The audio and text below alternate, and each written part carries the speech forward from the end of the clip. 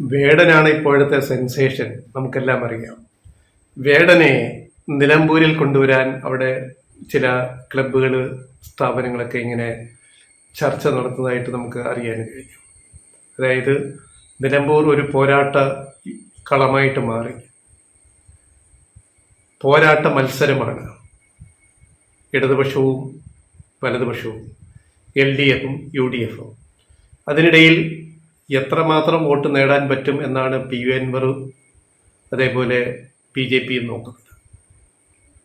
PV അൻവറിൻ്റെ ഔദ്യോഗിക സ്ഥാനാർത്ഥി പത്രിക തള്ളിക്കളഞ്ഞു.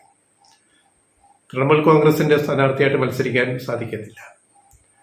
അതായത് ഒരു പ്രാദേശിക പാർട്ടിയുടെ ആളായിട്ട് നിൽക്കുമ്പോൾ തൃണമൂൽ കോൺഗ്രസ് ദേശീയ പാർട്ടിയല്ല, 10 പേരുടെ പിന്തുണ വേണം, ഒപ്പിട്ട് നൽകണം. അത് നൽകാത്തത് കൊണ്ട് പത്രിക തള്ളിപ്പോയി.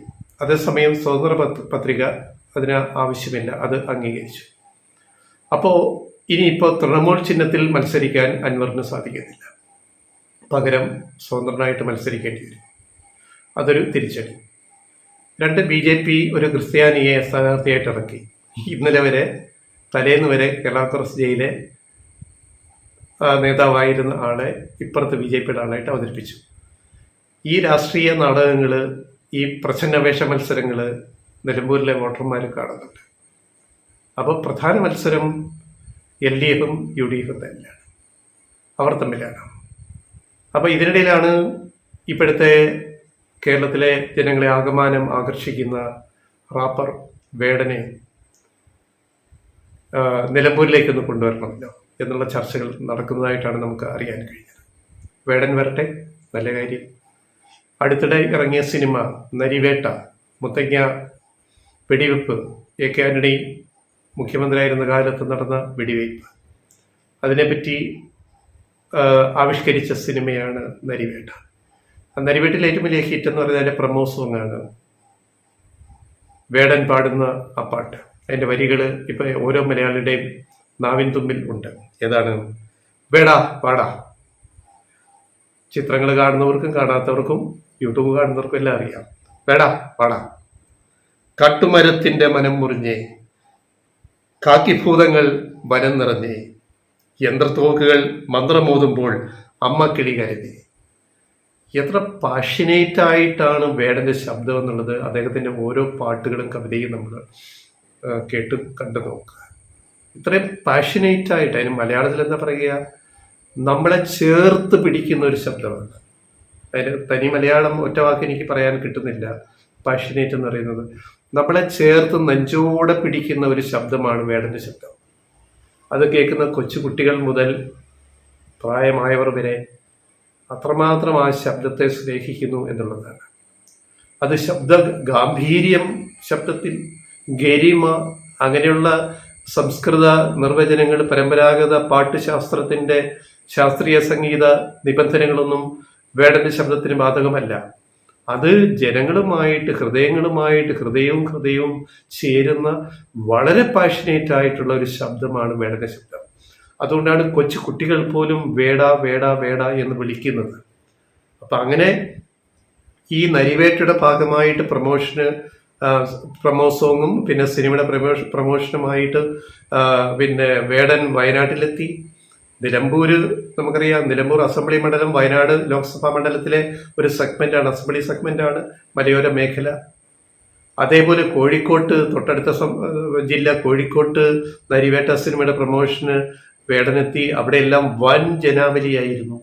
സ്വാഭാവികമായിട്ടും വയനാടിനോട് ചേർന്ന് ആദിവാസി മേഖലയോട് ചേർന്ന് കിടക്കുന്ന നിലമ്പൂരിൽ വേടനെ എത്തിക്കുക എന്ന് പറയുന്നത് ഒരു വലിയ കാര്യമാണ്. അവിടുത്തെ ചില ക്ലബ്ബുകൾ ഒക്കെ അതിന് ആലോചിക്കുന്നു എന്നാണ് നമുക്കറിയാൻ സാധിച്ചത്. ഞങ്ങൾക്കൊരു അഭ്യർത്ഥന, ഒരു റിക്വസ്റ്റ് ഉണ്ട്. വേടൻ നിലമ്പൂരിൽ വരികയാണെങ്കിൽ വേടനെ കൊണ്ടുവരണം എന്നാണ് നമ്മൾ ആഗ്രഹിക്കുന്നത്. ഒരു പൊതുപരിപാടിക്ക്, അത് നിലമ്പൂരിലെ ഏതെങ്കിലും ക്ലബ്ബോ സ്പോർട്സ്, ആർട്സ് ആൻഡ് സയൻസ് ക്ലബ്ബുകളൊക്കെ ഉണ്ടല്ലോ നമ്മുടെ നാട്ടിലെ, സെവൻസ് ഫുട്ബോൾ, അതുപോലെ കായിക സാംസ്കാരിക സമിതികൾ, അവരുടെയൊക്കെ നേതൃത്വത്തിൽ പണം പിരിച്ചിട്ട് സംഭാവന സ്വീകരിച്ചിട്ട് കൃത്യമായ സുതാര്യമായ കണക്കുകൾ വെച്ചിട്ട് വേടൻ വരികയാണെങ്കിൽ ജനങ്ങൾ മനസ്സ് അറിഞ്ഞ് സംഭാവന ചെയ്യും. വേടന്റെ ഒരു പ്രോഗ്രാമിന്റെ ചെലവ് എന്താണെന്ന് വെച്ചാൽ കണക്കൂട്ടിയിട്ട് വേടനെ നിലമ്പൂരിൽ ഒന്ന് എത്തിക്കണം എന്നാണ് ഞങ്ങളും ആഗ്രഹിക്കുന്നത്. അതിന് അവിടുത്തെ ഏതെങ്കിലും സന്നദ്ധ സംഘടനകളോ സാംസ്കാരിക അല്ലെ കായിക ക്ലബ്ബുകളോ ആരെങ്കിലും ഒക്കെ മുന്നോട്ട് വരട്ടെ. സമയമുണ്ട്. ഈ ഇലക്ഷൻ നടക്കുന്ന നിലമ്പൂരിന്റെ ഗോദായിൽ ഈ സമയത്ത് വേടൻ എന്ന് വരുന്നത് നന്നായിരിക്കുമെന്നാണ് ഞങ്ങളുടെ അഭിപ്രായം. പക്ഷെ ഒരു കാര്യം സൂക്ഷിക്കുക, വേടനെ LDFന്റെയോ CPMന്റെയോ കെയർ ഓഫിൽ ഒരു പരിപാടിക്ക് നിലമ്പൂരിലേക്ക് കൊണ്ടുവരാതെ ഒരു പൊതുപരിപാടിയായിട്ട് എല്ലാവർക്കും പങ്കെടുക്കാവുന്ന രാഷ്ട്രീയത്തിനപ്പുറത്തുമുള്ള ഒരു പൊതുപരിപാടിയായിട്ട് നിശ്ചയിച്ചിട്ട് അതിൻ്റെ തീയതി തീരുമാനിച്ചിട്ട് വേടനെ നിലമ്പൂരിലേക്ക് എത്തിക്കാനുള്ള അവിടുത്തെ ഇപ്പോഴത്തെ ഒരു നീക്കം വിജയിക്കട്ടെ. അതിന് രാഷ്ട്രീയ ലേബൽ കൊടുക്കാതെ വേടൻ നിലമ്പൂരിൽ വന്നൊരു പ്രോഗ്രാം നടത്തട്ടെ എന്നാണ് ഞങ്ങളുടെ അഭിപ്രായം. അവിടെയുള്ള ഏതെങ്കിലും ക്ലബ്ബുകൾ സാംസ്കാരിക കായിക സംഘടനകൾ അതിന് മുൻകൈ എടുക്കട്ടെ എന്ന് ഞങ്ങൾ വിചാരിക്കുന്നു. നമ്മുടെ പ്രേക്ഷകർക്ക് ഇക്കാര്യത്തിലുള്ള അഭിപ്രായം നമുക്കറിയാൻ താല്പര്യമുണ്ട്. രാഷ്ട്രീയ മേൽവിലാസം ഇല്ലാതെ വേടൻ നിലമ്പൂരിൽ വരട്ടെ എന്നാണ് ഞങ്ങളുടെ അഭിപ്രായം. നമ്മുടെ പ്രേക്ഷകർ അതിനോട് എങ്ങനെ പ്രതികരിക്കുമെന്ന് കൂടി അറിയാൻ നമുക്ക് താല്പര്യം. ഒരു കാര്യം കൂടി പറഞ്ഞിട്ട് ഈ വേടന്റെ വീഡിയോ അവസാനിപ്പിക്കാം. കഴിഞ്ഞ ദിവസം കോഴിക്കോട്ട് വളരെ വികാര നിർഭരമായ ഒരു രംഗം നമ്മൾ കണ്ടതാണ്. ഒരു രംഗം എന്താണ്? സത്യം പറഞ്ഞാൽ നമ്മൾ കണ്ണു നിറഞ്ഞു പോകും. മഹജൂറ എന്ന് പറയുന്ന ഒരു സ്ത്രീ, കോഴിക്കോട് മുക്കം സ്വദേശിനി, കോവിഡ് കാലത്ത് 3 മാസക്കാലത്തോളം വേടന്റെ അമ്മ ഈ വീട്ടിലായിരുന്നു. കോഴിക്കോട് മുക്കത്തുള്ള ഈ മഹറൂജയുടെ വീട്ടിലായിരുന്നു.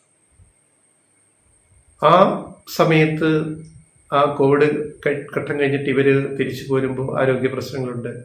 അവരെ ട്രെയിൻ കയറ്റി വിടുന്നതിന് മുമ്പ് എടുത്തൊരു സെൽഫി, ഈ വീട്ടമ്മയും വേടൻ്റെ അമ്മയും എടുത്തൊരു സെൽഫി അവരെടുത്തിരുന്നു. അത് മൊബൈലിൽ നിന്ന് എടുത്തിട്ട് അന്ന് അവർ പറഞ്ഞു, എൻ്റെ മോൻ യൂട്യൂബിലൊക്കെ അവൻ്റെ വീഡിയോ ഇടാം, പാട്ടുപാടും നന്നായിട്ട്, ഒരുപക്ഷെ ഞങ്ങൾ അതുകൊണ്ട് രക്ഷപ്പെടാം. യൂട്യൂബിൽ അവന് ഇഷ്ടംപോലെ ഇപ്പോൾ കേൾവിക്കാരും കാഴ്ചക്കാരുണ്ട്, അവനിലാണ് നമ്മുടെ പ്രതീക്ഷ എന്ന് ഈ വേടൻ്റെ അമ്മ ഇവരോട് പറഞ്ഞിരുന്നു.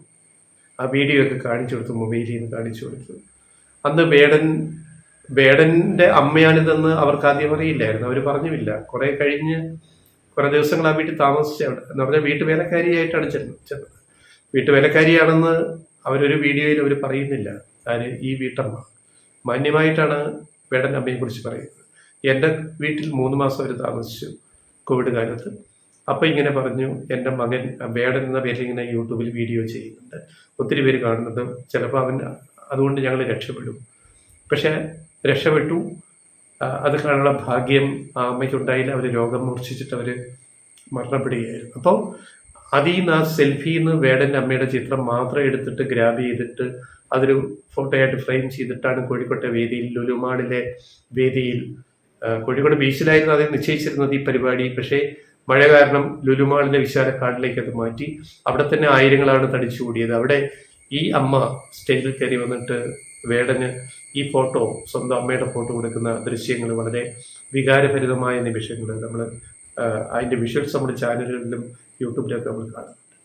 അപ്പോൾ അവിടെ വേടൻ പാടിയൊരു പാട്ടുണ്ട് തൻ്റെ അമ്മയെക്കുറിച്ച്, അതിൻ്റെ 2 വരികൾ അതുകൂടി പറഞ്ഞിട്ട് ഈ വീഡിയോ അവസാനിപ്പിക്കുക. എന്താണ് വരി? അമ്മയെ പറ്റി വേടൻ്റെ കവിത. വേടൻ തന്നെ പറയാറുണ്ട്, പ്രോഗ്രാമിൽ ലൈവ് ഷോയിൽ പറയാറുണ്ട്, എൻ്റെ അമ്മയെ പറ്റി ഞാനൊരു കവിത എഴുതിയിട്ടുണ്ട്, അത് ഞാനിവിടെ പാടട്ടെ എന്ന് പറഞ്ഞിട്ടാണ് പാടിയത്. അതിലെ 2 വരികൾ, ആദ്യ 2 വരികൾ, എന്നെ പെറ്റല്ലോ കല്ലുപോലൊരുത്തി, എന്നെ പെറ്റല്ലോ കല്ലുപോലൊരുത്തി, അവളെ ജാഫ്നയിൽ നിന്നും തുരത്തി, അവളെ ജാഫ്നയിൽ നിന്നും തുരത്തി, ശ്രീലങ്കയിലെ ജാഫ്നയിൽ നിന്നും തുരത്തി, അഭയാർത്ഥിയായിട്ട് കേരളത്തിലെത്തി, അവസാനം തൃശ്ശൂരിൽ താമസമായി. ഒരു മലയാളിയെ, മുരളിയെ വിവാഹം കഴിച്ചു. അതിലുണ്ടായ 2ാമത്തെ കുട്ടി, അതാണ് വേടൻ.